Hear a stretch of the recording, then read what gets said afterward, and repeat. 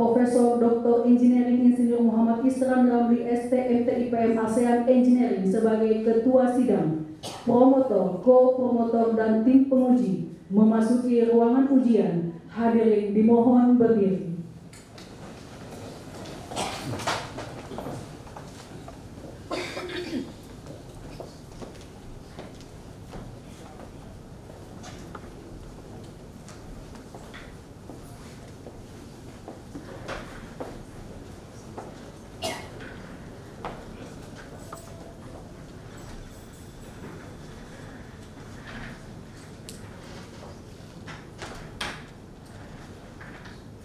Promovendus memasuki ruangan ujian dan mengambil tempat yang telah ditentukan.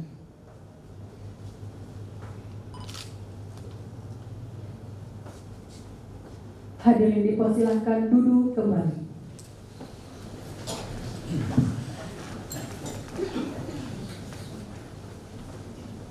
Ujian promosi doktor Saudara Usman Umar dibuka oleh Ketua Sidang. Bismillahirrahmanirrahim. Assalamualaikum warahmatullahi wabarakatuh. Selamat pagi, salam sejahtera bagi kita semua. Sebelum saya membuka sidang ujian promosi doktor ini, terlebih dahulu saya bertanya kepada saudara Promovendus, apakah saudara telah siap secara fisik dan mental untuk ujian promosi ini? Insyaallah siap. Baik, terima kasih. Atas nama Rektor Universitas Hasanuddin, dengan ini sidang terbuka ujian promosi doktor Saudara Usman Umar saya nyatakan dibuka dengan ucapan Bismillahirrahmanirrahim. Terlebih dahulu saya akan memperkenalkan tim penguji sebagai berikut. Pertama, saya sendiri selaku Dekan Fakultas Teknik bertindak sebagai Ketua Penguji mewakili Rektor Universitas Hasanuddin. Kemudian tim penguji yang merupakan tim promotor berada di sisi kanan saya. Promotor merangkap penguji internal adalah Bapak Profesor Dr. Insinyur Haji Safruddin Sarif MT. Di samping beliau ada ko-promotor dan juga penguji merangkap penguji internal Ibu Dr. Insinyur Ingrid Nur Tanio MT. Kemudian samping beliau ada Bapak Profesor Dr. Indra Bayu STMT Embas SYS. Ini gelarnya ada Embas SYS. Beliau adalah ko-promotor merangkap penguji internal. Kemudian di samping kiri saya selaku penguji eksternal ada Bapak Profesor Dr. Insinyur Haji Bambang Guru Irianto AIM MM. Beliau adalah Guru Besar Teknik Elektromedis Politeknik Kesehatan Kementerian Kesehatan Surabaya. Terima kasih Prof. Bambang atas kehadirannya. Kemudian di samping beliau ada Bapak Dr. Muhammad Miswar STMIT sebagai penguji internal. Di sampingnya lagi ada Bapak Dr. Insinyur Sulfajri Basri Hasanuddin MN sebagai penguji internal. Dan paling ujung kiri adalah Ibu Merna Baharuddin STMTLM PhD sebagai penguji internal. Satu penguji internal yaitu Bapak Dr. Elias Palentei STMN sementara dalam perjalanan dan akan bergabung pada saatnya. Selanjutnya saya persilahkan kepada salah satu dari ko-promotor yang telah disepakati untuk memperkenalkan Promovendus dengan membacakan biodata singkat. Waktu dan tempat saya persilahkan. Baik, bismillahirrahmanirrahim. Assalamualaikum warahmatullahi wabarakatuh. Terima kasih Ketua Sidang atas kesempatan yang diberikan kepada kami tim promotor. Untuk itu, izinkan saya dipercayakan untuk membacakan biodata dari Promovendus. Nama Insinyur Usman Umar STMT, ya. Tempat tanggal lahir Bone 18 Oktober 1972. Beliau adalah anak dari ayah Haji Umar Malatta almarhum, ibu Hajjah Radia, nama istri Insinyur Isnawati Alia MT. Beliau memiliki 3 anak. Anak pertama Awal Muhammad Usri MT, anak kedua Arif Muhammad Usri, anak ketiga adalah Aisyah Mufidah Usri. Saat ini Promovendus adalah ketua program studi D3 Teknologi Elektromedis di Politeknik Muhammadiyah Makassar. Untuk itu ingin juga kami sampaikan kepada hadirin dan hadirat semua bahwa Promovendus sudah menghasilkan 5 publikasi. Saya cuma bisa baca 3 saja untuk mempersingkat. Salah satunya adalah Real Time Non-Invasive Cholesterol Monitoring System, itu di Proceeding International Conference on Urban Disaster Resilience. Selain itu ada juga di Jurnal International Development Reflective Optical Sensor for Blood Cholesterol Measurement Using LED Infrared 940 mm, International Journal of Engineering Research and Technology, dan jurnal yang terakhir adalah Application of Artificial Neural Network and Gray Level Co-Progress Matrix to Detect Blood Glucose Level Through the Skin of the Hands. Itu dipublikasi dalam Teknologi Elektrika Indonesia ya. Baik, demikian ulasan singkat riwayat dari Promovendus. Terima kasih Ketua Sidang, saya kembalikan. Terima kasih Bapak Profesor Indra Bayu. Selanjutnya saya persilahkan kepada Saudara Promovendus mempresentasikan ringkasan disertasi. Waktu yang diberikan 15 menit. 5 menit sebelum berakhir kami akan membunyikan bel sebagai tanda untuk dipersiapkan cepat apabila nantinya belum mencukupi. Demikian saya persilahkan. Assalamualaikum warahmatullahi wabarakatuh. Yang terhormat Maha Guru yang amat terpelajar Bapak Profesor Dr. Engineering Insinyur Muhammad Islan Ramli, STMT IPM Engineering, IPM SN Engineering selaku Ketua Sidang. Yang kami hormati Maha Guru yang amat terpelajar Bapak Profesor Dr. Insinyur Haji Sabtu Bisari, MT selaku promotor. Yang kami hormati yang amat terpelajar Ibu Dr. Insinyur Ingrid Nurtanio MT selaku promotor. Yang kami hormati Maha Guru yang amat terpelajar Bapak Profesor Dr. Indra Bayu STMT Embus SIS sebagai co-promotor. Yang kami hormati Maha Guru yang amat terpelajar Bapak Profesor Dr. Insinyur Haji Bambang Guru Irianto AIM IFMM selaku penguji eksternal. Yang kami hormati yang amat terpelajar Bapak Dr. Miswar STM Master IT sebagai penguji. Yang kami hormati yang amat terpelajar Dr. Indas Valente Master Engineering sebagai penguji. Yang kami hormati yang amat terpelajar Bapak Dr. Insinyur Sulpati Dibasi Hasanuddin Master Engineering sebagai penguji. Yang kami hormati yang amat terpelajar Ibu Merna Baharudin STMTL Engineering PhD sebagai penguji, serta tamu undangan yang berbahagia. Izinkan saya mempresentasikan disertasi saya dengan judul pendekatan invasif untuk pengukuran kadar kolesterol dan glukosa darah.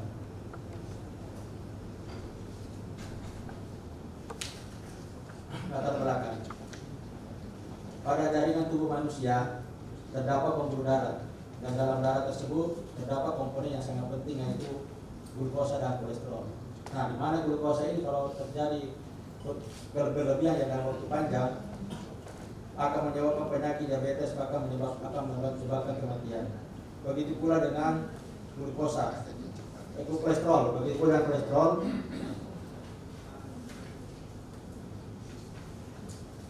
Begitu pula dengan kolesterol, jika berlebihan akan menyebabkan penyumbatan pembuluh darah sehingga dapat menyebabkan timbulnya penyakit jantung koroner. Oleh karena itu, kedua komponen ini sangat penting untuk dikontrol secara rutin. Nah, pada saat ini pada saat ini pengukuran kolesterol dan glukosa darah yang kita ketahui dan kita lihat selalu di klinik kesehatan hanya menggunakan teknik invasif yang selama ini mengambil darah untuk sebagai media untuk mengukur kolesterol dan glukosa darah. Nah, dari situ kami merujuk dari para penelitian untuk mendapatkan rumusan bagaimana sebenarnya pengukuran non invasif. Nah, ada penelitian terkait bahwa yang pertama dilakukan oleh Yusuf yang melakukan penelitian berfokus pada pengembangan teknik non invasif menggunakan sensori untuk mengukur kadar kolesterol dan glukosa darah. Kedua, Rahim melakukan penelitian berfokus pada pemantauan kadar glukosa dalam darah dengan teknik non invasif menggunakan biosensor optik infrared yang dipasang pada gelang. Yang ketiga adalah Sangker melakukan penelitian berfokus pada pengembangan metode non invasif untuk mendeteksi kadar kolesterol menggunakan image processing. Yang keempat, Melanit dan kawan-kawan melakukan penelitian yang mendeteksi kadar kolesterol pada kulit sekitar mata dengan pencitraan hiperspektral. Nah, posisi penelitian saya adalah pada tahun 2019 sampai 2020 melakukan pengembangan teknik non invasif menggunakan efektif optik sensor dengan IR LED 940 dengan panjang gelombang 940 nanometer untuk mendeteksi kadar kolesterol darah. Nah, kita lihat bahwa hasil penelitian tersebut menunjukkan bahwa nilai RO2 ada 6,46 mg per desiliter. Dan tahun 2021 kami melakukan penelitian mendeteksi kadar kolesterol dan glukosa darah dengan teknik invasif juga menggunakan sensor IR juga 940 yang dipasang pada pergelangan tangan. Dari hasil tersebut kami melakukan uji analisis bahwa nilai RM2-nya untuk kolesterol 13,26 dan untuk glukosa 7,45 mg per desiliter. Karena ini adalah secara di dalam kesehatan alat kesehatan untuk glukosa dan kolesterol ada analis yang disebut dengan TRA-3 error grid analysis. Nah, itu digunakan untuk menganalisis apakah layak secara klinis atau tidak. Nah, pada analisis tersebut keduanya masuk dalam pada zona yang diterima secara klinis. Pada tahun 2022 kami lakukan penelitian untuk mendeteksi kadar kolesterol dengan image processing berdasarkan tekstur kulit tangan menggunakan Gray Laser Concurrence atau MACRIS atau GLCM dengan menggunakan jaringan serat keduan yang dengan mengelompokkan usia dari 20 sampai 40, 40 sampai 60 dan 60 tahun ke atas. Nah, dari situ kita melihat hasilnya bahwa pada dengan root mean spot errornya masing-masing 15,2, 16,94 dan 17,3 mg per desiliter. Dan pada error grid analisisnya mendapatkan pada di zona A 96%, 80% dan 90%. Nah, untuk selanjutnya pada 2003 ini kami akan mengembangkan penelitian prediksi kadar kolesterol glukosa darah menggunakan smartphone dan kami menggunakan aplikasi yang kami sudah sementara desain dan rancang itu dengan pullable. Bisa kita tinggal memfoto dengan kamera di HP, kita akan bisa membaca berapa kadar kolesterol kita dan glukosa kita di monitor informasi masing. Nah, rumusan masalah dalam penelitian kami di desa kami ada dua rumusan masalah, yaitu yang pertama, bagaimana mengembangkan model dengan memanfaatkan reflektif optik sensor untuk mendeteksi kadar kolesterol dan glukosa darah menggunakan satu sensor saja, yaitu sensor MIR dengan panjang gelombang 940 nanometer menggunakan botedioda. Kedua, bagaimana mengembangkan model untuk mendeteksi kadar kolesterol darah melalui citra di tangan dengan menggunakan Gray Laser Concurrence MACRIS menggunakan saraf dan jaringan saraf tiruan. Tujuan penelitian ini adalah mengembangkan sistem deteksi kadar kolesterol darah dengan teknik non invasif dengan memanfaatkan sensor MIR dengan LED panjang gelombang 940. Yang kedua, mengembangkan model untuk mendeteksi kadar glukosa kolesterol darah dengan teknik non invasif menggunakan satu jenis sensor MIR, yaitu dengan 940 nanometer dengan menggunakan botedioda. Ketiga, mengembangkan teknik non invasif untuk mendeteksi kadar kolesterol dengan image processing melalui tekstur kulit tangan menggunakan Gray Laser Concurrence MACRIS dengan jaringan saraf keduanya.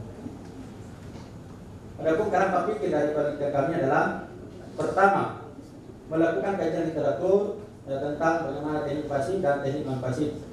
Kemudian mengidentifikasi masalah, merumuskan masalah, selanjutnya membuat suatu desain model untuk mengimplementasikan model dengan menghasilkan dua arah penelitian, yaitu sebuah perangkat IR glucom yang kami panggil dengan glucom IR infrared glukosa kolesterol monitor. Dengan dan kedua metode model GLCM dan lain yang menggunakan sistem menggunakan image processing sebagai model invasif untuk memprediksi kadar kolesterol dan glukosa darah.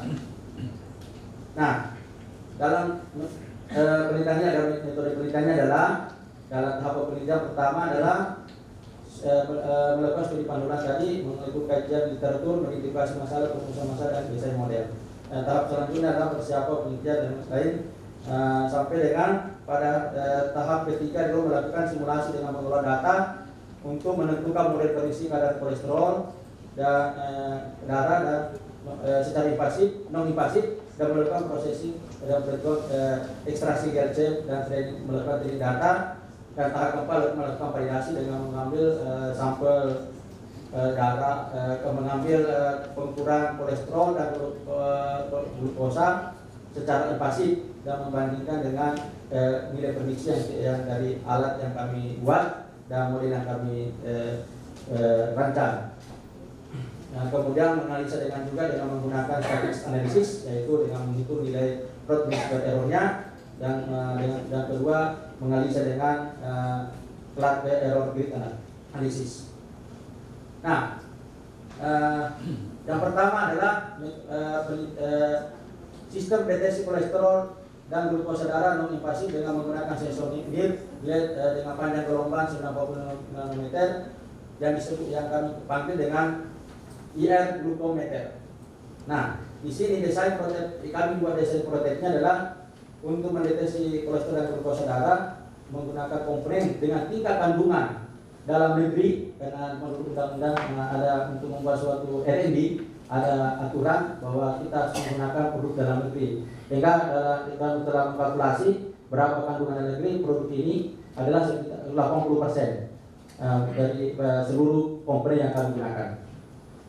Nah, kita lihat pada gambar tersebut bahwa terdiri dua LED yang 90 meter dan satu fotodioda yang dipasang pada sensor yang dipasang sebagai sensor, dan sinyal itu merupakan sinyal pulsa elektrik yang karena kecil kami kuatkan dengan menggunakan amplifier OP IL LM358.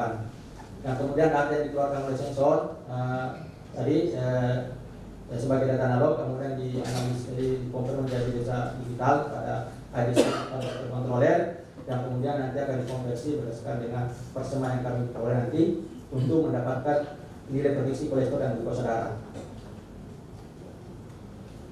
Nah, kenapa kami memilih LED 90 nanometer atau sensor NIR, dan kenapa ini sistem kerja sensor tersebut adalah kita lihat pada jaring darah kita di pembuluh darah itu, dalam darah tangan kita ada pembuluh darah yang mengalir membawa kolesterol dan glukosa. Nah, pada saat intensitas cahaya disamburkan ke dalam pembuluh darah lebih banyak, kalau apabila lebih banyak pada saat intensitas cahaya dalam pemburuan lebih banyak karena kurang penyerapan dan jalur optiknya lebih pendek, lebih panjang pada jaringan, maka glukosa atau kolesterol rendah. Begitu pula dengan saat intensitas cahaya dan pemburuan lebih rendah karena banyak penyerapan cahaya serta optiknya lebih pendek pada jaringan tubuh, maka glukosa itu atau kolesterol akan lebih tinggi. Nah, kenapa kami memilih 940 nanometer? Karena pada 940 nanometer itu digunakan dapat menembus sampai lapisan subcutaneous kulit, sementara yang di bawahnya 530 60 hanya dapat menembus sampai lapisan dermis. Nah, cara membuat penelitian ini adalah metode penelitian ini adalah kami mengambil data kolesterol dan glukosa invasif, jadi mesti mengambil dengan cara mengambil sampel darah, mengukur secara dan membandingkan dengan tegangan output sensor. Dari tekanan itu ada dua data ini yang akan muncul, yaitu data kolesterol dan data kolesterol dan glukosa dan data optosensor. Nah, dari data optosensor ini dan data kolesterol kami regresikan menggunakan sistem regresi nonlinear orde 2 polinomial. Nah, sehingga dari data tersebut dari regresi itu kami mendapatkan model persamaan matematika, yaitu 873.12 X pangkat 2 tambah 2065.1 kali X kurang 757.81. X adalah sebagai pulsa elektrik yang dari sensor.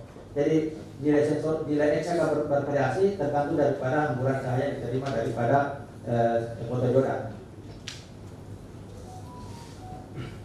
Begitu pula dengan glukosa darah, sama untuk menentukan persamaan matematikanya yang nanti akan menjadi sebagai dasar untuk mengkonversi nilai output pulsa elektrik yang dikeluarkan sensor menjadi nilai kolesterol atau glukosa. Yaitu untuk glukosa nilai persamaan matematikanya adalah 5612.7 kali X pangkat 2 kurang 6266.2 di X ditambah 1816.6.2.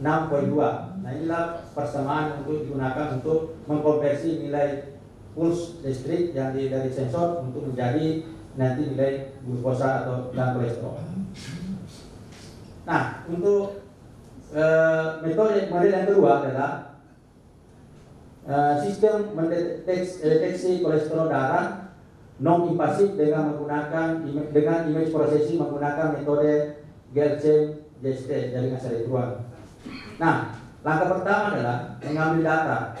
Pengambilan data kadar kolesterol darah bersama dengan citra kulit tangan yang pada 78 partisipan laki-laki maupun perempuan di usia 20 tahun ke atas. Nah, kedua, mengambil citra menggunakan kamera 13 megapiksel dengan jarak antara objek tangan dengan kamera sekitar kurang lebih 20 cm dengan posisi 4 posisi gambar tangan. Ketiga, pengambilan citra dilakukan pada saat waktu bersamaan, nanti selisih begitu sudah ambil darahnya, maka dilakukan pengukuran kolesterol. Sudah mengelompokkan menjadi kelompok itu dengan usia 30, 20, 40, 60 sampai 60 tahun ke atas. Nah, ini kan contoh gambarnya, pengambil gambar tangan. Ini adalah data laki dan kemudian melakukan proses ini gambar yang tadi terakhir kita lakukan proses imaging untuk menentukan nilai untuk menentukan croppingnya gambarnya untuk diproses selanjutnya untuk mendapatkan nilai ekstraksi GLCM-nya. Selanjutnya ini gambar cropping image-nya dari setiap gambar tangan yang diambil dari kelompok usia dari yang dia kelompok usia tadi. Kemudian dilakukan pelatihan data kolesterol dan data gambar imaging tadi dan sudah cropping untuk dilatih, dan setelah itu sebagai database dari pelatihan ini dibagikan masuk untuk data pengujian. Nah, hasil pengujian data, hasil pelatihan data dari data menunjukkan bahwa pada tiap kelompok usia berbeda ini menunjukkan nilai R-nya masing-masing berbeda. Ada yang 0,9, ada yang usia 20 sampai 40 tahun dan 0,8 untuk 40 sampai 60 tahun dan 0,80 untuk usia 60 tahun ke atas. Nah, untuk pengujian data menggunakan graphical user interface proses ini dengan memasukkan citra tangan, kemudian setelah itu kita melakukan proses cropping, dan setelah cropping akan diproses akan langsung mengeluarkan nilai kolesterol darah. Nah, setelah waktu sampai dalam 10 detik. Nah, dari hasil pengujian ini kita menguji bahwa dua persamaan tadi, yaitu persamaan untuk kolesterol dengan glukosa darah menggunakan sensor. Nah, kita melihat bahwa untuk kolesterol sendiri glukosa adalah nilai errornya adalah 7,45 mg per desiliter. Kemudian untuk glukosa kolesterol kita dapatkan bahwa nilai errornya 13,26. Nah, kedua nilai ini berdasarkan standar internasional yang diterapkan oleh National NCC dan NCP3. Nah, dia semua masuk di bawah standar, artinya di dalam standar. Jadi dianggap bahwa nilai tersebut masih dalam preferensi. Nah, kalau errornya dengan error bahwa nilai kita peroleh adalah semua masuk dalam zona A. Artinya zona A adalah zona yang layak sebagai di klinis, artinya diterima secara klinis. Nah, ini untuk prediksi untuk menggunakan metode model JSL, JLCM dan JST, di mana ada 20 tahun ke 40 tahun itu nilai errornya RMSC-nya 15,20, untuk 40 ke 60 16,94, dan untuk 60 tahun ke atas 17,3. Di mana nilai ini mendekati nilai daripada nilai standar NICP 2, masih dalam range standar.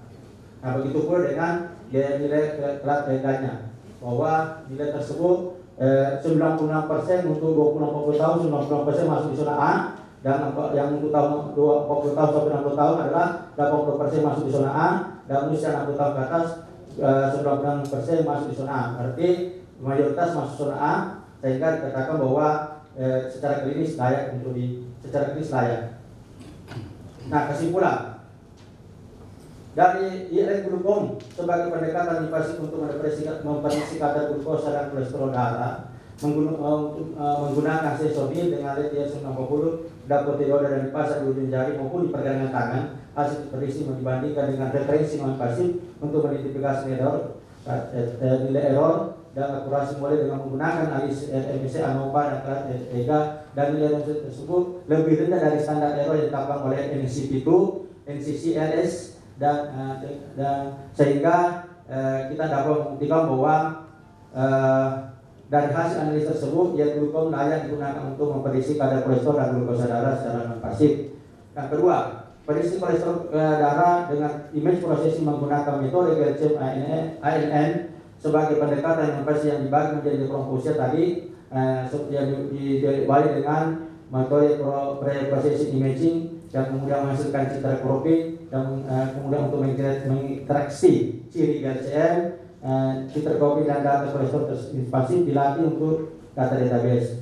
Citra latih dan dilanjutkan dengan menguji data untuk prediksi kadar kolesterol. Menurut data analisa statistiknya menunjukkan bahwa RMSC, coefficient regression, dan uji tesnya diukur sesuai dengan standar. Selain itu, hasil analisa dengan menggunakan error rate analysis menggambarkan bahwa akurasi dapat diterima untuk diterapkan karena dalam di atas 85% di zona A. Untuk saran untuk penelitian selanjutnya, kami peneliti perlu mengembangkan metode lain untuk mengembangkan processing dengan citra bagian tubuh lainnya untuk mendeteksi kolesterol atau glukosa darah non invasif. Diharapkan hasil penelitian dapat dikembangkan untuk masyarakat dan industri peralatan kesehatan untuk memproduksi guna memudahkan masyarakat memantau kadar kolesterol dan glukosa darah.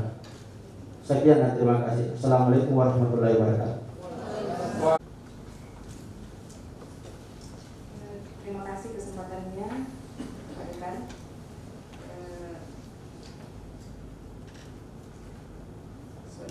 Saudara Promosenus, saya minta dijelaskan ya terkait alat yang dibuat ini kan menggunakan cahaya optik ya, untuk mendeteksi kadar kolesterol dan kadar gula darah. Terkait sinar optik tersebut, mohon saudara Promosenus menjelaskan range panjang gelombang daripada sinyal optik tersebut berapa dan mengapa digunakan pada range tersebut. Kemudian yang kedua, kira-kira perbedaan range daripada sinyal optik tersebut, apa yang membedakan untuk bisa mendeteksi gula darah dan yang mana yang untuk bisa mendeteksi kadar kolesterol. Silakan saudara. Terima kasih kesempatannya, Pak Dekan.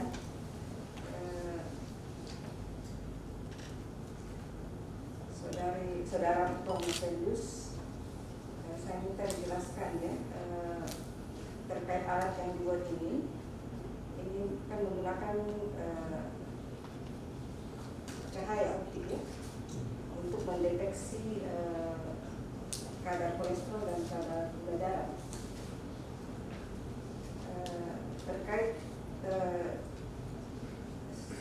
sinar optik tersebut, mohon Saudara Promokendus menjelaskan range panjang gelombang daripada sinyal optik tersebut berapa dan mengapa digunakan pada range tersebut. Kemudian yang kedua, kira-kira perbedaan range daripada sinyal optik tersebut, apa yang membedakan untuk bisa mendeteksi gula darah dan yang mana yang untuk bisa mendeteksi kadar kolesterol. Silakan saudara. Terima kasih Bapak Ketua Sidang.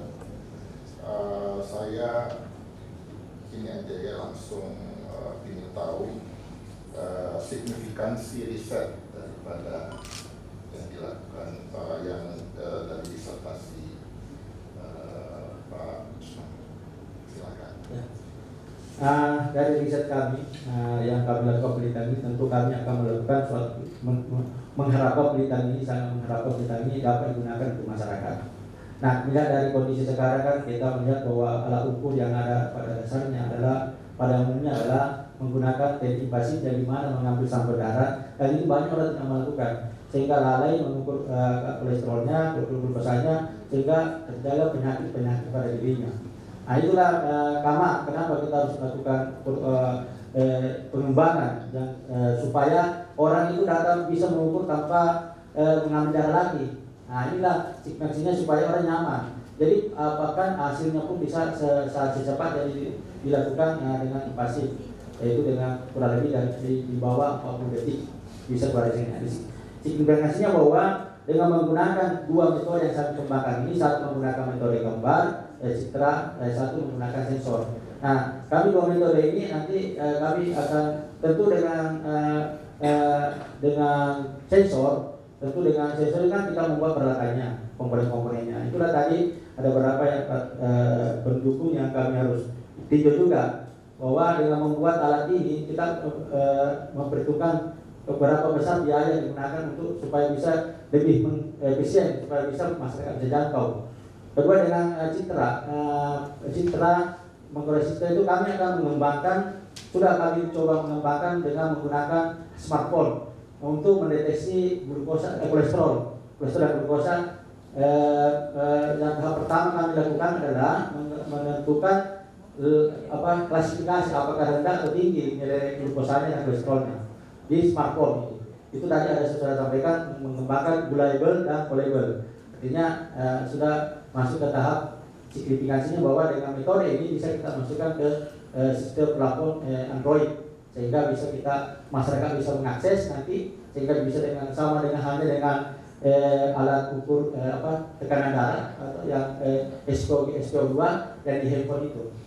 Itulah yang kami harapkan supaya dengan adanya metode model ini, dua metode ini, pertama metode sensor kita bisa mengampangkan produksi dalam negeri untuk membuat alatnya. Yang kedua bisa memanfaatkan teknologi yang ada untuk mendeteksi kolesterol dan glukosa darah. Sekian itu saja.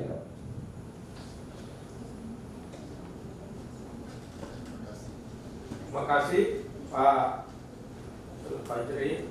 Selanjutnya saya persilakan kepada Bapak Dr. Muhammad Miswar, SD MIT. Terima kasih Pak. Baik, saudara Prof. Yang saya ingin tanyakan, kira-kira apa novelty daripada disertasi Anda ini?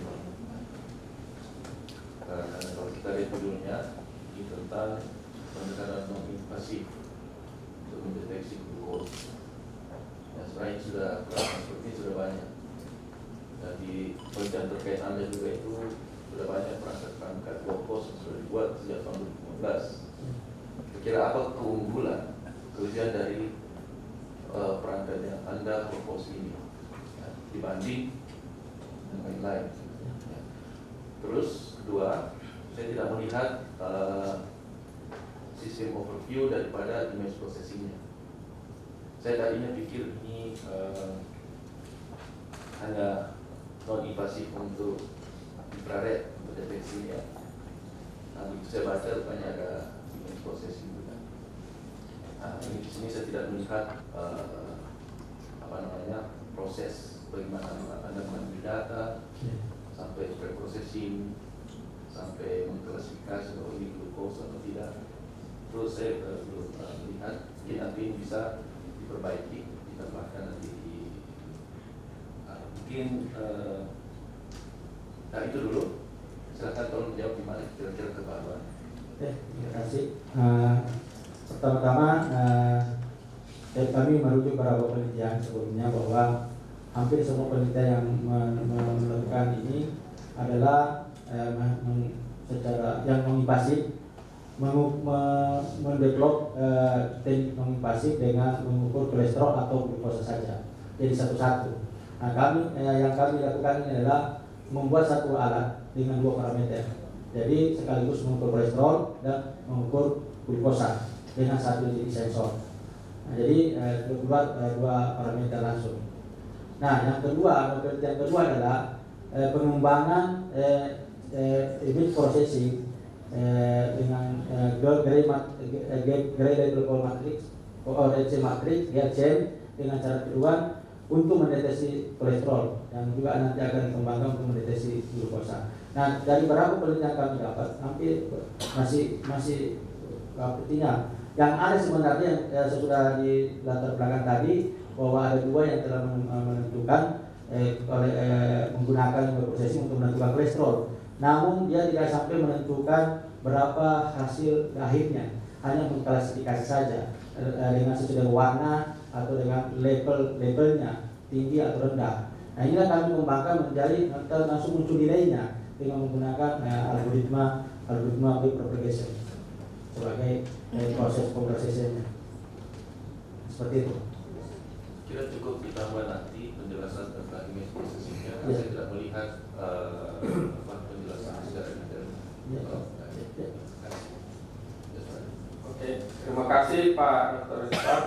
Selanjutnya, sebelum saya memberi kesempatan kepada penguji eksternal, saya beri kesempatan kepada Bapak Dr. Elias Baletai, STMM. Kami persilakan.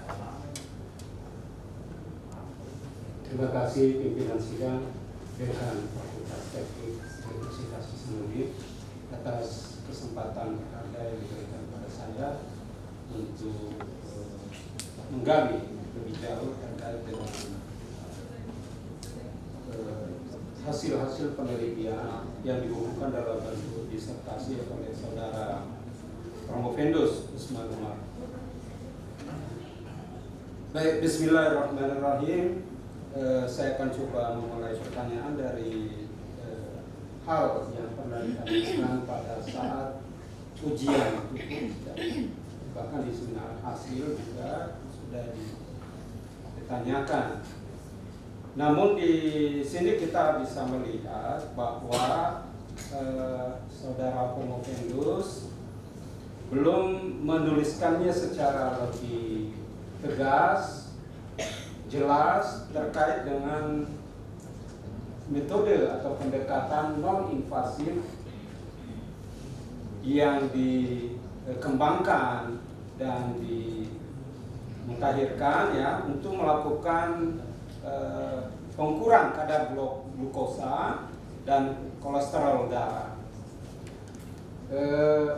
Di beberapa ujian-ujian yang telah kita lewati ya sebelumnya, itu sudah jelas sekali pendekatan yang diterapkan, diadopsi, yakni yang pertama membangun stand-alone sistem instrumentasi elektronik untuk mengukur kadar gula darah. Itu yang pertama ya, dengan menggunakan sensor infrared glucose dan kolesterol monitoring IR glucom optik ya semacam itu.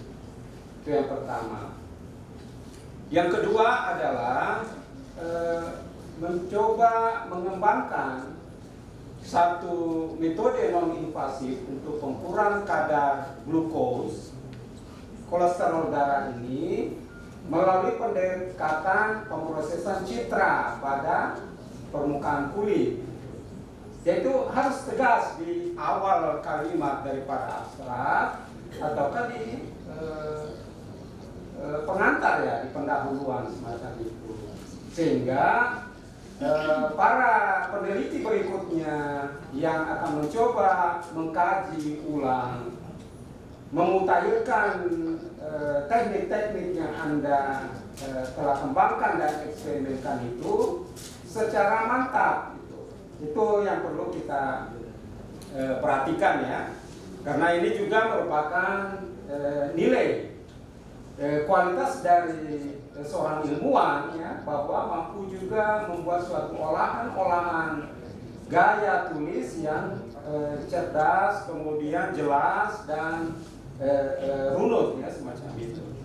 Itu aja yang pertama mesti ini yang ketiga kali ya, saran yang harus kita perhatikan lagi nanti sebelum difinalkan disertasinya.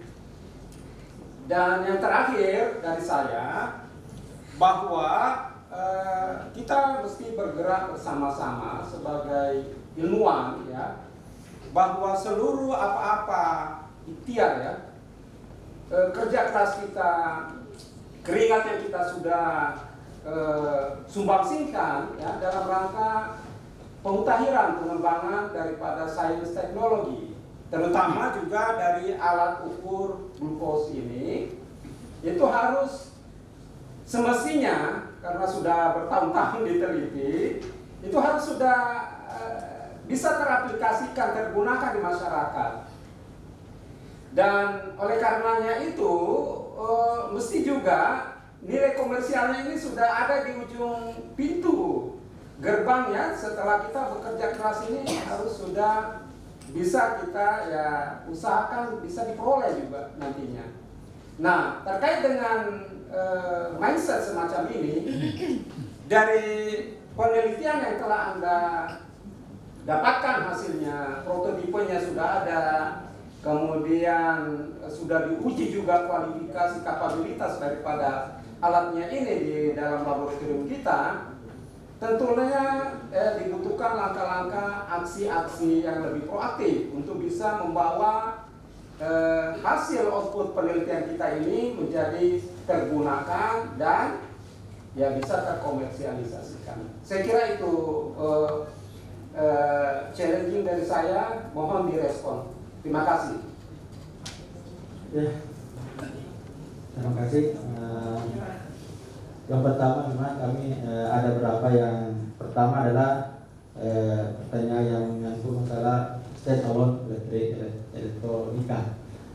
Nah ini yang makanya kami kemarin waktu sunat hujan duduk disampaikan bahwa makanya kami langsung membuat mencari apa sih identifikasi alat ini sebenarnya, karena menggunakan sensor infrared dan untuk mengukur, memonitoring kolesterol dan glukosa, maka itulah muncul nama IR.com. Dan saya juga sudah searching ke mana, belum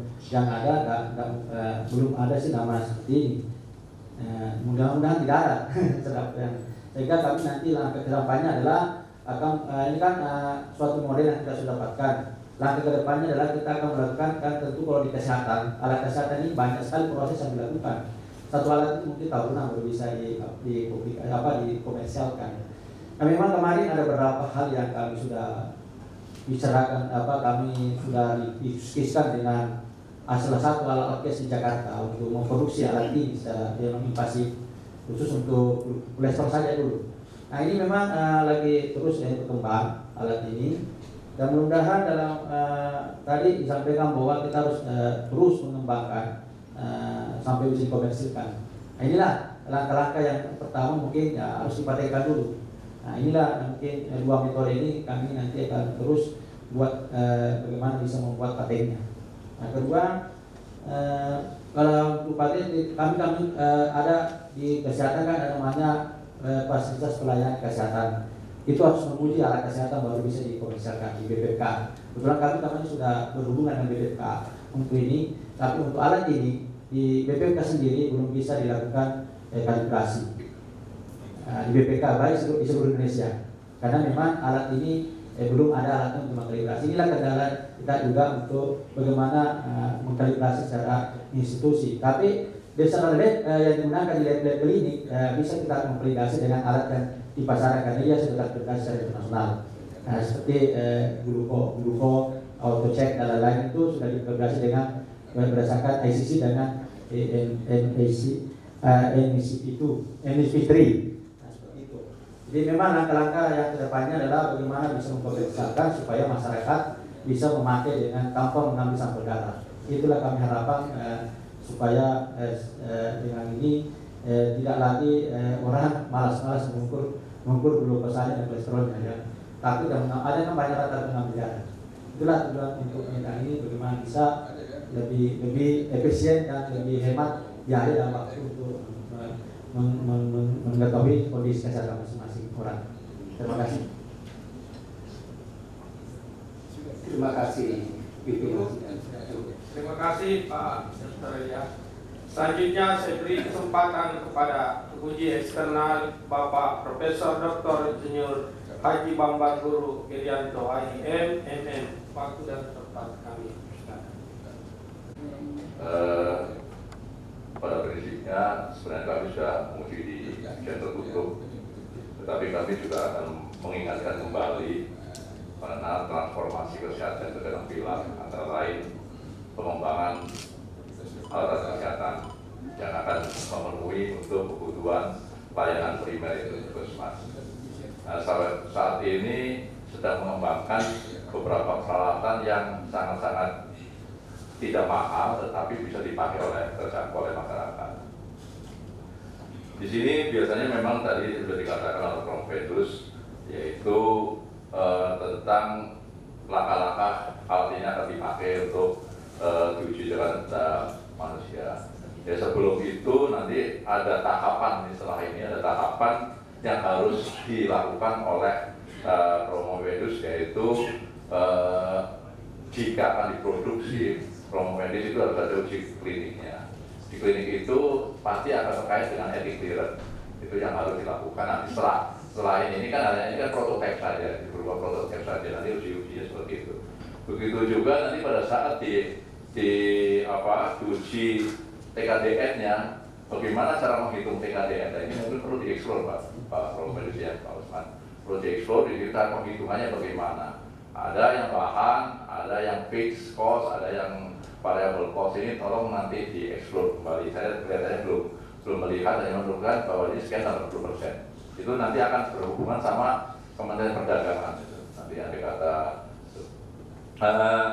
Yang berikutnya memang uji klinis ini yang melakukan beberapa perguruan tertentu yang sudah diizinkan. Contohnya seperti UGI dan dokterannya khususnya itu yang uji itu.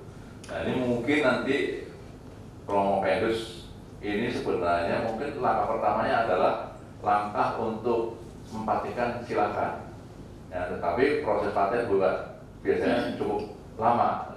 Jangan sampai gara-gara patennya nggak keluar, Promopedus ini sudah produksi saudara sudah terlewati. Ya, jadi saya mengharapkan langkah berikutnya adalah satu mengurus untuk uji klinis dengan uji klinis. Sebelum uji klinis sebenarnya jauh uji produk. Ini yang belum dilakukan oleh Promopedus nantinya. Ini kan langkah-langkah berikutnya agar menuju ke perdagangan. Jadi produksi produk kebetulan kami kemarin sudah menyarankan Pak Ketua untuk ke BPK. Memang BPK memang nggak mungkin ini karena alat-alat ini kan termasuk alat yang baru. Jadi memang akan ada mungkin tidak di sini mungkin ya. Tapi ini langkah berikutnya. Ini karena masih prototipe nggak terlalu ini sulit. Nah ini prototipe inilah yang nanti pengembangannya saya mengharapkan uji-ujinya masih banyak Pak. Ya, uji langkah-langkahnya juga banyak sampai ke diproduksi. Ya, ada uji produk, ya uji produk. Kebetulan ini alat ini bukan alat yang high risk, jadi nggak terlalu sulit. Tapi kalau high risk mungkin sulit. Misalkan Bapak akan membahas tentang electrosurgery gitu ya, itu sulit gitu ya. pokoknya untuk uji kliniknya. Nah itu perlu aja uji produknya. Jadi uji produk perlu, uji klinik perlu, baru nanti didaftarkan dan akan dihitung benar-benar TKDN-nya. Itu yang langkah berikutnya. Ini kami kan kalau pertanyaan kemarin insya Allah kami sudah bertanya Pak Ketua. Jadi ini langkahnya memang sudah sesuai dengan apa-apa, ya, tetapi mohon penelitian ini nanti akan dikembangkan hanya tidak kolesterol, tetapi sudah subnya. Ini kan total kolesterol. Ya, ada yang namanya HDL dan LDL dan triglycerid. Itu salah satunya nanti kalau bisa penelitian berikutnya itu karena itu. Silakan mungkin untuk menanggapi khususnya di ADN, silakan Prof. Medus untuk mengklarifikasinya. Terima kasih Pak Ketua. Terima kasih. TKDN adalah tingkat kepegangan negeri sudah diatur dalam Undang-Undang Perindustrian.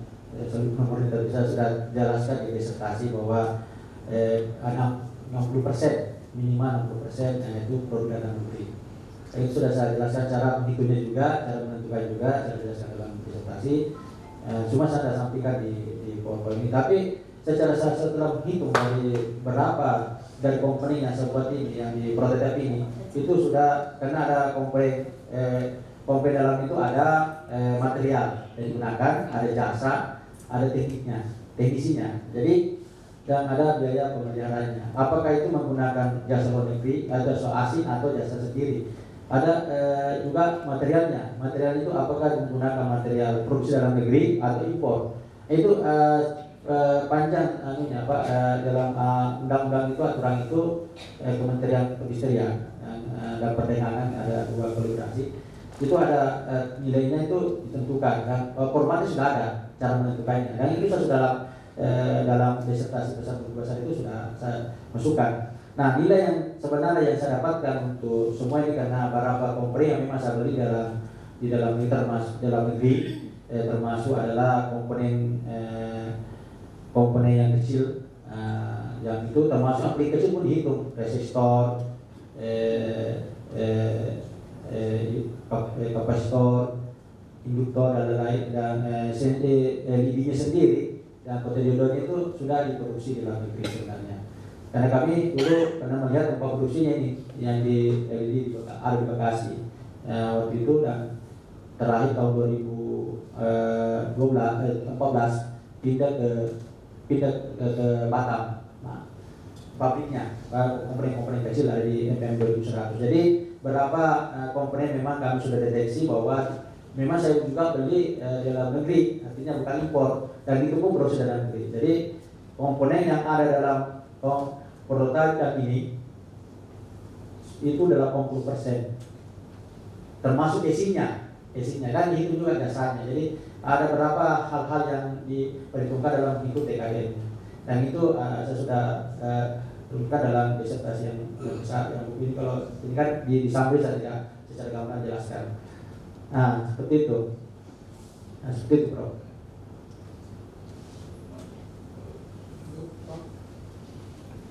Terima kasih Prof. Bambang. Selanjutnya saya beri kesempatan kepada tim promotor. Saya mulai dari Bapak Profesor Dr. Indra Bayu. Baik, terima kasih Ketua Sidang. Karena posisi kami sebagai co-promotor, ya, jadi ini bukan pertanyaan. Tugas kami sebagai tim promotor adalah untuk mempromosikan saudara, tentunya. Seorang promotor dan pro-promotor adalah bangga dengan pasti dengan bimbingannya, ya, begitu ya, Prof. Jadi izin Ibu, ya, saya dengan di samping saya yang paling rewel, ya, ini namanya. Nah, tadi pertanyaannya tegang-tegang, saya mau kasih kata-kata dulu sedikit. Karena di lab ini kami di lab yang sama, Prof. berbeda labnya, jadi sering yang paling maaf orang Bugis bilang paling suka sama cucu, ya, saya dengan di samping saya ini. Prinsipnya begini, Saudara Prof. Medus, sebuah disertasi yang baik adalah disertasi yang tidak selesai pada saat Anda sudah dokter. Betul? Dia harus kontinu, Pak. Jadi saya sangat berterima kasih tadi saran dari Pak Dr. Elias, saran dari penguji eksternal, Prof. Saya rasa memang proses itu harusnya sampai seperti itu. Anda ini masih ada di TKT 1 sampai 5 paling tinggi karena prototipe ya. Kita belum sampai ke terapannya. Kenapa harus ada uji klinis? Apalagi permintaannya Pak Dr. Elia sampai komersialisasi itu masih too far, masih jauh dari itu. Nah sehingga ruang bagi saudara promovendus untuk itu harusnya ada Pak. Ya, jadi kami tim promotor ya berharap bahwa Anda jangan berhenti dong. Ya, ada juga yang saya lihat bahwa ini teman-teman saya lihat ada sudah teman-teman S3 semua. Jangan berpikir yang penting saya dapat ijazah dokternya and then it's over. Tidak begitu bosku. Jadi, saya minta maaf saya pakai bahasa informal. Izin penguji eksternal, izin Pak Dekan. Ini supaya bisa lebih dekat saja sama teman-teman S3. Sewaktu saya dulu ingat seperti saudara promovendus begitu selesai seperti batu-bata lepas dari saya punya badan. Bagus sekali. Kayak begitu saya dapat gelar gunung besar. Batu-bata itu kembali. Kenapa? Kenapa saya jadi punya rasa tanggung jawab yang lebih lagi? Apa yang saya mau sampaikan kepada saudara promovendus? Jangan cepat puas. Jangan jadikan ini cuma jadi batu loncatan yang penting Bapak dapat ijazah. Lebih dari itu Pak. Ingat, belum tentu ya pertanyaan default dari Allah nanti ya. Maka buka apa? Ada yang lebih penting Pak. Setelah itu, pertanyaan lanjutannya Bapak mau tahu apa? Yang Bapak hati-hati harus jawab. What have you done in your life? Bapak sudah berkontribusi apa bagi umat manusia? Ini kesempatannya Bapak promovendus ini. Dengan alat ini kita memberikan kemaslahatan bagi bangsa, kemaslahatan bagi manusia.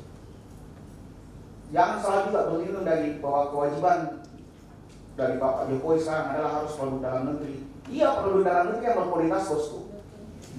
Jadi yang kita kalah dengan Cina Bapak Ibu, kita kalah terus terang. Kenapa? Karena kita selalu sedikit yang penting jadi. Waktunya bangsa ini harus lebih bagus dari Cina. Kita mulai dari saudara promovendus. Boleh saya minta itu, Pak Usman? Memang dikata seperti itu. Alhamdulillah. Jadi kami sebagai tim promotor tidak bersedih lagi dan bangga dengan Bapak. Ya.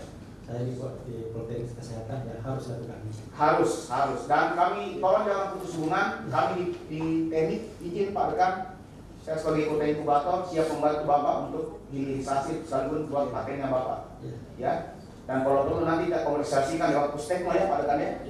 Siap. Karena Pustekno nanti kami rapat juga supaya ya bagus toh gitu Pak Dokter. Ya, bukan cuma sekedar dokter tapi return on investment. Saya rasa setuju semua ya. Pada saat kita dokter habis-habisan Pak. Begitu dokter, harusnya Bapak return on investment. Kembali modal. Ya. Jadi saya sangat berharap jangan putus hubungan. Nanti kami siap bantu. Pak Dekan saya rasa nanti juga di tim kita ada untuk membantu hilirisasinya itu Pak. Termasuk ya kayaknya Bapak kena di paten. Saya tak tahu ini paten kompleks atau paten sederhana, tapi saya punya pilih sederhana Pak. Iya, masih paten sederhana ini. At least sambil jalan tadi yang disarankan sama Bapak penguji eksternal, sambil Bapak jalankan juga ini supaya cepat-cepatan Pak. Sambil penyempurnaannya, karena saya sangat tahu dengan Bu Ingrid di samping saya, masalah indeks prosesing yang ditanyakan dari Pak Miswar itu masih ada tanda putih yang masih perlu disempurnakan. Jadi never stop, lanjut terus Pak Usman, ya semangat Ki. Jangan kita terlalu cepat merasa lepas batu bata dan sepanjang perjalanan. Ya baik, terima kasih banyak Pak Ketua Sidang. Assalamualaikum warahmatullahi wabarakatuh. Waalaikumsalam. Terima kasih Prof. Indra Bayu. Saya kira memang beliau sudah tepat menyandang guru besar. Mari.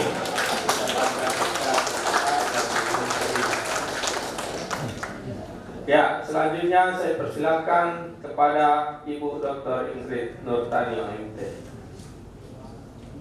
Terima kasih Pak Dekan.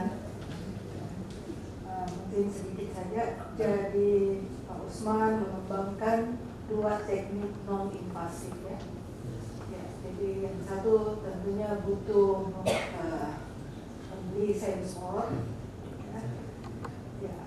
Yang kedua ya sensornya sudah tersedia ya. Nah, tetapi yang kedua ini itu masih 88% ya. Nah, kemudian yang butuh untuk mengukur kolesterol glukos itu biasanya yang umurnya ya, ya. Ini yang besar 60 tahun, jadi makin tua ini akurasinya makin turun. Nah, kira-kira langkah apa ya, untuk pengembangan setelah dokter ini untuk memperbaiki sistem itu? Jadi memang kemarin kami lakukan untuk proses istirahat mengukur kolesterol. Sebenarnya karena ini di tengah jalan di perusahaan disertasi, tiba-tiba waktu ada pertemuan seluruh mahasiswa S3 untuk membuat progres apa yang harus dilakukan, ada pernah salah Pak Answar menyampaikan kenapa hanya sensor saja, kenapa tidak ada metode lain gitu kan. Saya menangkap itu, jadi saya setelah itu mencari literatur bisakah gambar dirubah menjadi kolesterol atau glukosa. Setelah itu saya mencari literatur dapat berapa dasar aku cuma 2 sih sebenarnya yang bergambar menjelaskan bahwa pengukuran kolesterol dengan proses citra bisa dilakukan. Dan saya berkonsultasi dengan beberapa teman yang mengerti tentang ini, ada dari Pajajaran, dari Politeknik Politeknik Negeri Ujung Pandang yang mungkin bisa membuat bagaimana caranya mengubah gambar menjadi kolesterol. Nah, kendalanya adalah pengukurannya sampel yang saya dapatkan. Karena waktu saat itu juga bersama dengan pandemi. Jadi untuk mengukur orang mengambil darahnya takut untuk itu diambil darahnya untuk tapi pikirannya lain. Nah, jadi memang harus untuk mengatasi bagaimana untuk mendapatkan akurasi lebih bagus lagi, itu tentu dengan memperbanyak sampel, memperbanyak gambar, baik bukan hanya yang muda, tapi memang yang usia menengah 40 sampai 60 tahun dan riskan 60 tahun ke atas lah yang riskan dengan kolesterol dan glukosa yang tinggi. Ya, memang itu kan kendalanya. Nah, kedepannya tentu kami untuk mengembangkan ini terus menerus memang tekad kami karena bukan hanya sebagai slogan apa saja, sebagai kertas saja, tapi bagaimana ini akan bermanfaat bagi masyarakat. Itu memang kita hidup di dunia ini kan, yang orang yang baik adalah orang yang bermanfaat bagi orang lain. Nah, itu yang kami harus dapatkan. Nah, jadi untuk ini, untuk mengembangkan berkelanjutan, tentu kami harus mengumpulkan banyak sampel gambar. Nah, karena ini kan waktu terbatas, jadi saya hanya mengambil gambar. Itu pun saya melakukan untuk mendapatkan berapa gambar dan berapa data, saya harus melakukan pengambilan masyarakat dulu ke masyarakat, baru mengukur kolesterol yang glukosa bersama dengan tim dari Poltekkes Muhammadiyah Makassar, beberapa daerah, beberapa tempat untuk mendapatkan ini, karena tidak semudah itu meminta orang diukur tangannya dan darahnya untuk diukur kolesterol dan glukosanya dan diambil gambarnya. Jadi memang harus saya melakukan terus ini berkesinambungan berkelanjutan demi untuk bagaimana bisa diaplikasikan di masyarakat ke depan. Baik Pak Usman, jadi mungkin bukan sekedar menambah sampel darah, ya, tapi kita jangan berhenti meneliti. Ya. Saya harapkan ada kerjasama lagi. Intinya sebenarnya itu harus meningkatkan segmentasi, Pak. Ya. Karena sebenarnya yang kita mau mengambil datanya itu adalah darah. Jadi bagaimana kita deteksi betul-betul yang kita ambil datanya itu adalah pembuluh darah, bukan yang lain. Ya, itu kira-kira Pak Usman. Ya. Saya kira cukup, Pak. Terima kasih Bu Menteri. Selanjutnya saya persilakan kepada Bapak Promotor Profesor Dr. Insinyur Haji Safrudin Sarif, MT. Assalamualaikum warahmatullahi wabarakatuh.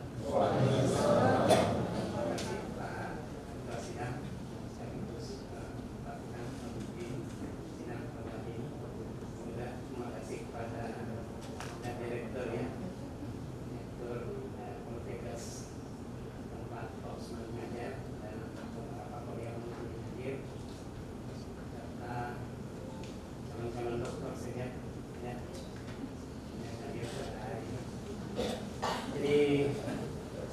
seperti yang disampaikan tadi Prof. Indra Bayu bahwa promotor itu sebetulnya tugasnya memberikan promosi pada ayat bahwa yang Promovendus yang sudah menyampaikan hasil penelitiannya itu layak jadi promotor. Jadi kita berbangga sebenarnya tim promotor, ya, bagaimana menghasilkan seorang doktor. Cuma saja memang dokter itu dibatasi waktu ya. Kemudian ini saat-saat terakhir memanfaatkan waktunya. Sebetulnya waktu yang kita bisa gunakan itu 3 tahun. Saya dengan Pak Indra Bayu sama-sama kuliah S3 dan kita selesai 3 tahun. Ya, Pak Indra Bayu S3, saya 3 tahun kurang sebulan. Ya, jadi harus dimanfaatkan waktu itu ya. Saya kira apa yang kita dengarkan dari hasil yang disampaikan tadi Promovendus itu betul memanfaatkan waktu 5 tahun ini. Ini kalau tidak dipaksa selesai sudah tidak selesai juga. Jadi disitulah peranannya promotor dan kopromotor untuk bagaimana caranya seorang mahasiswa doktoral supaya dia cepat mendapatkan gelar itu. Saya kira tadi panjang lebar Pak Indra Bayu sudah menyampaikan. Saya mau menyampaikan satu hal ya. Manusia yang bermanfaat buat manusia sebenarnya yang dilakukan Pak Promovendus ini Usman itu tahapan kedua. Manusia itu yang pertama itu harus berakal, dan yang kedua itu manusia itu bermanfaat. Jadi harus berakal dulu, karena kalau Anda tidak berakal tidak mungkin bisa menjadi mahasiswa doktoral. Kemudian di tahapannya yang dilakukan ini adalah bagaimana hasil penelitian ini yang didapatkan mempunyai nilai manfaat buat masyarakat. Cuma mungkin saya menambahkan karena ada yang belum dijelaskan ya. Karena perkembangan teknologi sekarang itu ada yang namanya kecerdasan buatan, dan kebetulan Prof. Indra Bayu ini itu profesor di bidang kecerdasan buatan. Barangkali nanti kita dengar Pak Usman ya, menjelaskan sedikit ya, sistem cerdas seperti apa yang dia masukkan di dalam itu barangkali belum dijelaskan tadi, walaupun ada image processing yang sudah ditanyakan oleh Pak Miswar. Kemudian sebetulnya di dalam buku besarnya itu ada sudah dijelaskan, mungkin kalau kurang bisa ditambah saja. Itulah ilmu yang sekarang. Jadi kalau kita berbicara teknologi 4.0 ya, 4.0 dan kemudian society 5.0 itu kita masuk ke situ sekarang. Dan apa yang berkembang di dalam society 5.0 itu adalah bagaimana memanfaatkan teknologi 4.0 yang salah satu di situ adalah kecerdasan buatan. Dan di hadapan kita sekarang kan ada profesornya secara jurnalis, ada Profesor Indra Bayu itu dia mengambil bidang kecerdasan buatan. Kalau saya lebih umum, operating system ya, saya lebih umum, saya punya dua besar. Jadi barangkali untuk kesempatan ini kita ingin dengarkan Promovendus memaparkan sedikit ya bagaimana metode-metode cerdas ini berperan di dalam penelitian ini. Silakan. Assalamualaikum. Terima kasih. Dalam disertasi saya yang untuk metode yang kedua, pengukuran kolesterol dengan menggunakan image processing, yang dimana di sana ada dua komponen yang ada, yaitu gray level orange matrix dan jaringan salah kedua yang saya gabungkan. Dimana kita lihat bahwa bagaimana dua komponen ini, yang pertama adalah gambar tadi yang kami rubah dengan kami proses dengan data kolesterol yang ada yang secara pasif digabungkan dan di training untuk mendapatkan suatu model, suatu database. Nah dari situ, selanjutnya dari data seperti pada flowchart ini kita lihat bahwa ada proses pelatihan yang ada proses pengujian. Nah, dari kecerdasan buatan nanti ini yang kami dengan menggunakan berbagai algoritma yang kami sini adopsi adalah algoritma web propagation untuk yang propaganda. Nah, dari situ nanti akan mendeteksi semua kerja daripada tadi pelatihan yang digabungkan antara data yang ada, database yang ada, data primer yang ada, data kolesterol dan data gambar yang sudah diubah menjadi ada 4 komponen, yaitu GCM, ada 4 tekstur dalamnya, yaitu ada homogeneity, energi, kontras dan ada 4 komponen dalamnya, yaitu energi, homogeneity, kontras dan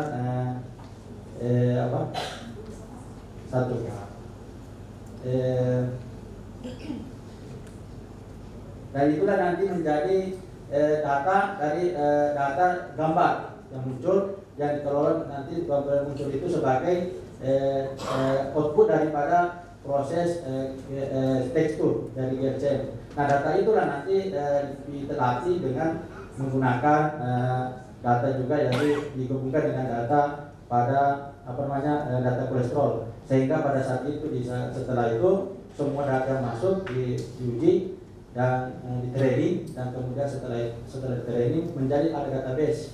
Nah, database inilah yang menjadi model, artinya model daripada nanti bagaimana mendeteksi kolesterol.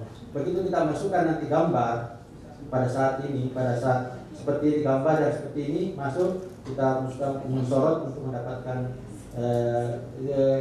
gambar yang kita mau lihat berapa kolesterolnya.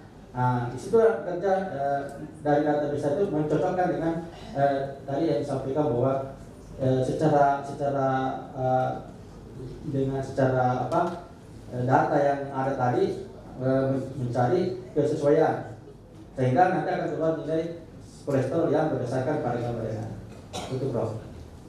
Jadi kita sudah dengar ya, kita sudah dengar bagaimana proses itu. Terima kasih Pak Tendus. Terima kasih. Ya, terima kasih Pak Prof. Sekretaris. Selanjutnya sidang ujian promosi doktor saya tangguhkan selama kurang lebih 10 menit untuk memberi kesempatan kepada Dewan Penguji menetapkan hasil ujian. Ketua. Bismillahirrahmanirrahim. Assalamualaikum warahmatullahi wabarakatuh. Baiklah, rapat sidang ujian saya buka kembali. Pembacaan yudisium oleh Ketua Sidang. Berikut ini saya akan membacakan hasil ujian promosi atau yudisium sebagai berikut.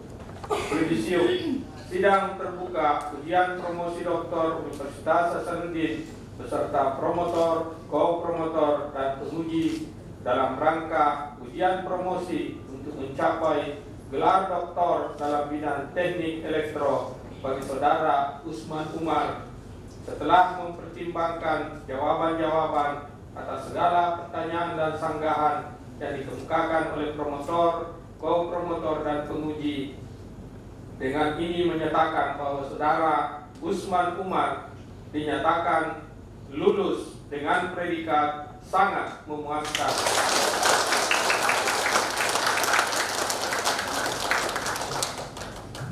Dengan demikian, mulai hari ini Kamis tanggal 26 Januari 2023 pukul 11.00 WITA, saudara Usman Umar berhak memakai gelar doktor dalam bidang teknik elektro.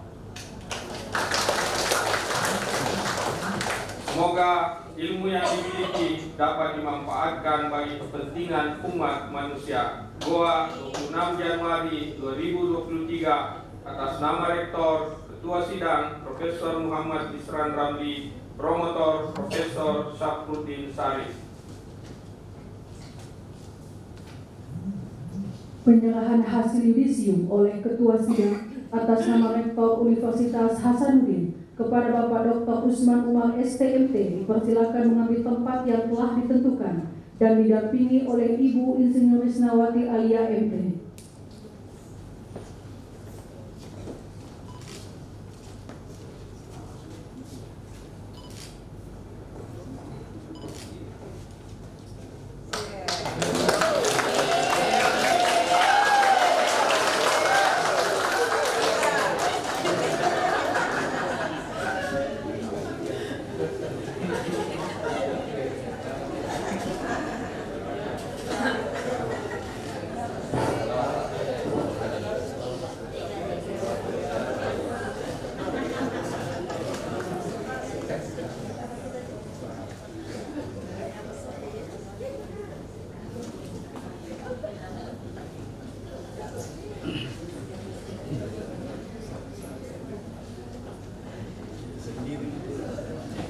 kepada yang terhormat promotor untuk memberikan pesan-pesan khusus kepada yang amat terpelajar Bapak Dr. Usman Umar STMT.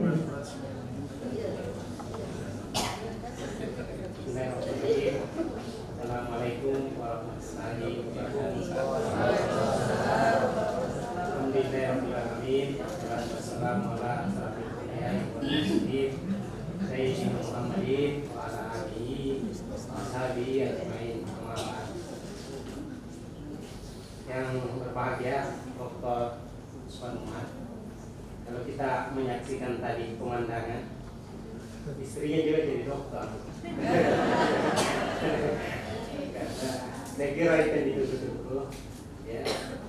Jadi saya tidak akan yang lebar, cuma sedikit memperkenalkan Usman Umar. Ya.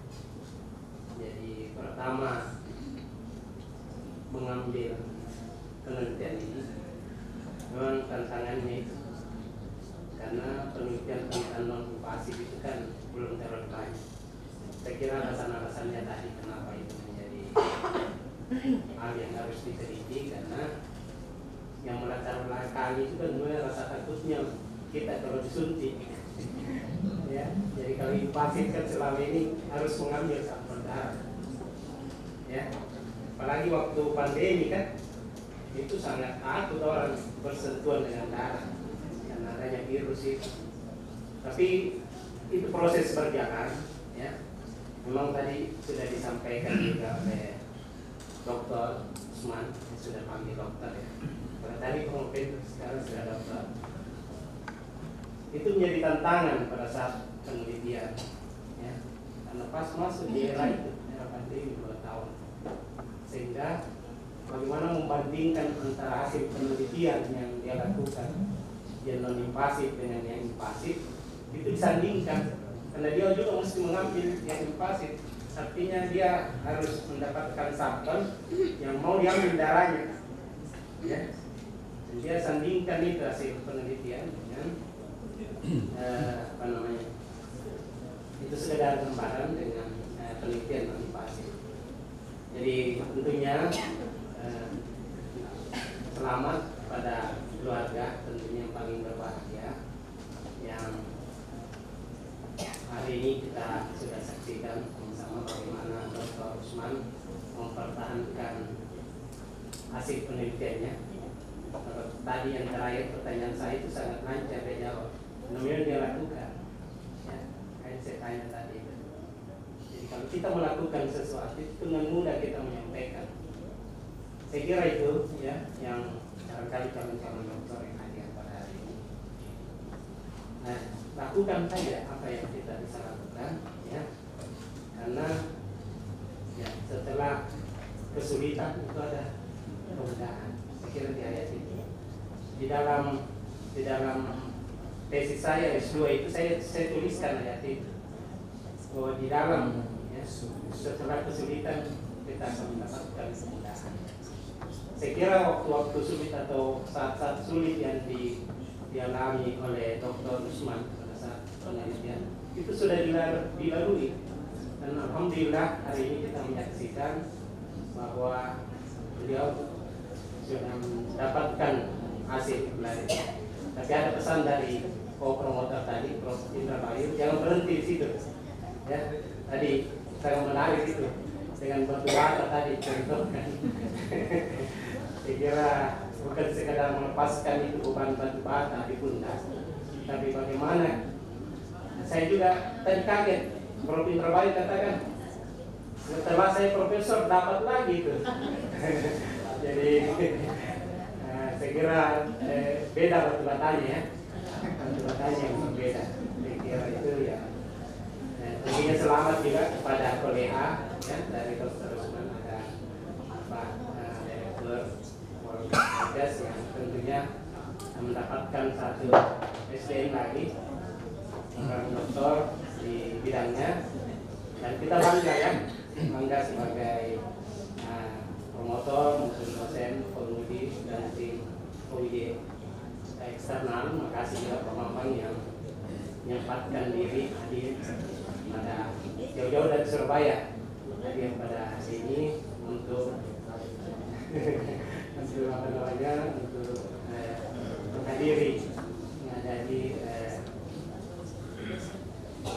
promosi Dr. Usman Umar. Jadi saya kira itu saja sekedar penyampaian dari tim promotor bahwa jangan berhenti belajar. Saya kira dengan demikian sekali lagi kita bersama Usman Umar dan seluruh keluarga yang banyak membantu tentunya, karena tanpa bantuan keluarga tidak bisa kita melakukan apa. Dan juga kepada kolega yang hadir pada hari ini, selamat.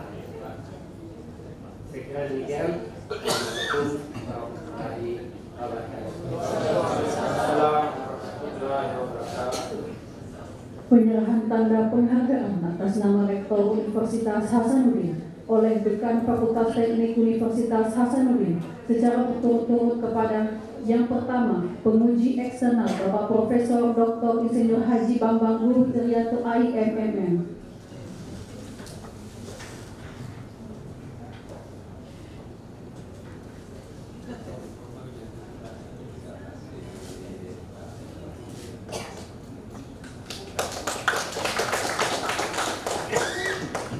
Yang kedua, promotor Bapak Profesor Dr. Insinyur Haji Syafruddin Syarif MT.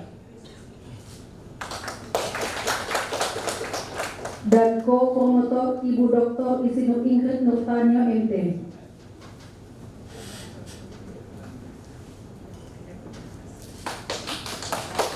Dan Bapak Profesor Dr. Indrabayu STMT Embusis.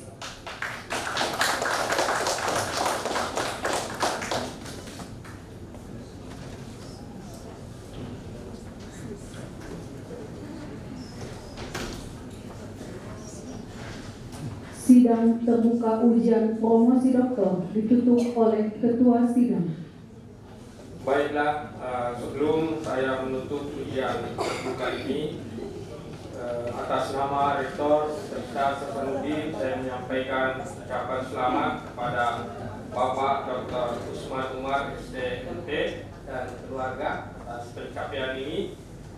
Selamat juga kami sampaikan kepada segenap keluarga besar Sivitas Politeknik Kesehatan Muhammadiyah hadir pada acara ujian promosi ini.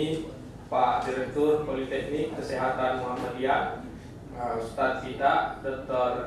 Kiai Haji Mustari Bora MG. Terima kasih Pak Kiai atas kehadirannya.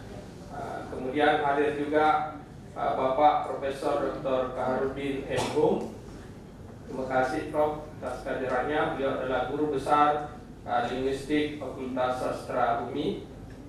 Kemudian hadir Bapak Dr. Alimuddin SAG MAG, Ketua BPH Politeknik Kesehatan Muhammadiyah. Terima kasih Pak Ketua BPH atas kehadirannya. Dan terakhir hadir pula Dr. Haji Andi Rusdi MPD, Kepala LP3 TK KPTK. Terima kasih atas kehadirannya. Perlu kami sampaikan bahwa Bapak Dr. Usman Umar STMT adalah doktor ke-14 yang lulus di Fakultas Teknik pada program studi doktor Teknik Elektro.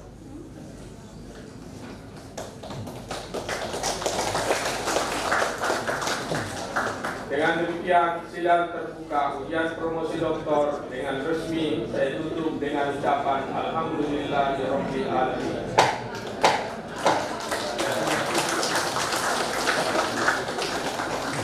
Bapak Dr. Usman Umar STMT dan Ibu dipersilahkan mengambil tempat untuk foto bersama dengan Ketua Sidang, promotor, ko-promotor, dan tim penguji, serta untuk pemberian ucapan selamat.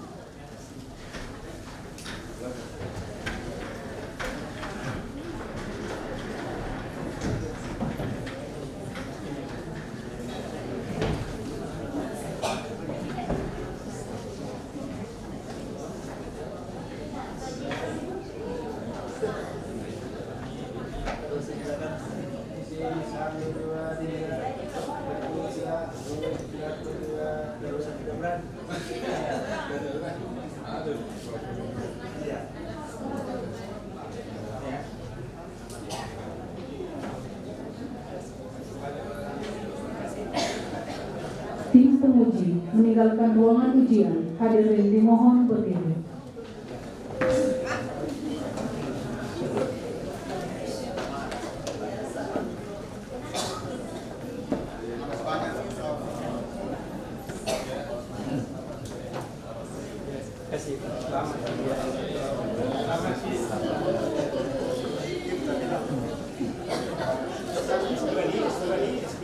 Siap.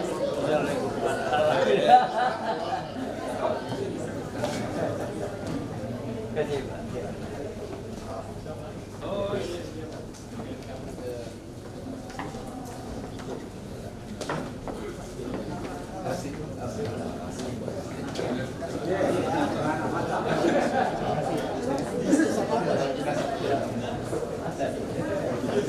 Jadi main Pak. Saya siap. Saya kira lapangan. Di lapangan tadi. Ya. Di lapangan. Tidak ada sumpah. Oh, di lapangan.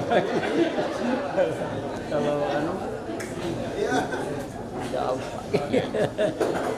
Biar ada laporan terbaca. Harus saya kirim juga itu. Saya foto kita. Ada orang saya Kembali ucapan kepada Bapak dan Ibu serta hadirin dipersilakan memberikan ucapan selamat. Silakan kepada Bapak Ibu memberikan ucapan selamat kepada Bapak Dr. STMT. Silakan kepada Bapak Ibu yang mau memberikan ucapan selamat kepada Bapak Dr. Kami persilakan. Para hadirin, berakhirlah sudah acara ujian terbuka promosi doktor bagi Dr. Usman Umar STMT, dan kami atas nama keluarga besar mengucapkan banyak terima kasih atas perhatian Bapak dan Ibu sehingga acara demi acara dapat berlangsung dengan baik. Kami mohon maaf apabila dalam acara ini ada kurang berkenan bagi para hadirin. Akhir kata, wabillahi taufiq wal hidayah. Wassalamualaikum warahmatullahi wabarakatuh.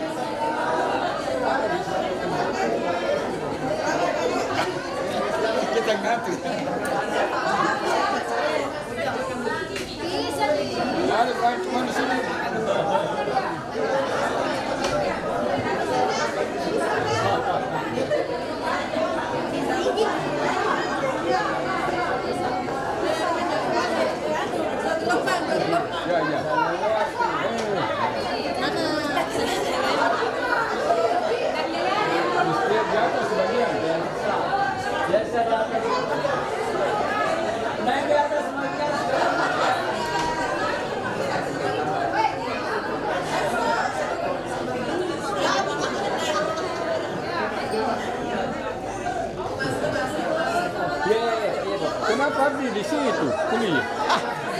Saya marah-marahin. Kan anda ada gunanya.